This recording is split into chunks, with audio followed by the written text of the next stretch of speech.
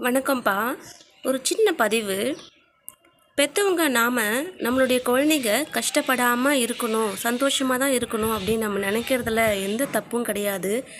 ஆனால் அவங்க எதையாவது நான் பண்ண போகிறேன் அப்படின்ட்டு சொல்லும்போது சில பெற்றோர்கள் இதை நீ பண்ணாதடா, இது வேண்டாம் அப்படின்னு சொல்லிட்டு அவங்களுடைய முன்னேற்றத்திற்கு அவங்களே வந்துட்டு தடையாக இருப்பாங்க. இது நான் சொல்கிறது எல்கேஜிலேருந்து பெரிய காலேஜ் படிக்கிற பிள்ளை வரைக்குமே நான் சொல்கிறேன். அவங்க ஏதாவது நினைக்கிறாங்க பண்ணணும் அப்படின்னு ஆசைப்பட்றாங்கன்னு விட்டுருங்க. சின்ன குழந்தையிலேருந்தே, அதாவது எல்கேஜி குழந்தையிலேருந்தே பெரிய பிள்ளையாக கூட இருக்கட்டுமே, விட்டுருங்க. பட்டு தெளிஞ்சு வரட்டும். நீங்கள் உங்கள் கைக்குள்ளேயே வச்சுட்டு இருந்தால் அவங்களுடைய வாழ்க்கையை எப்போ தான் வாழுவாங்க? நீங்கள் கூட இருந்து கைட் பண்ணுங்கள், அட்வைஸ் கொடுங்க. ஆனால் இதை பண்ணாத, இதை செய்யாதன்னு அவங்க ஒரு நாளும் நீங்கள் வந்துட்டு சொல்லி வளர்க்காதீங்க. அதுவே அவங்களுடைய தன்னம்பிக்கையை முடக்கி விட்டுடும்.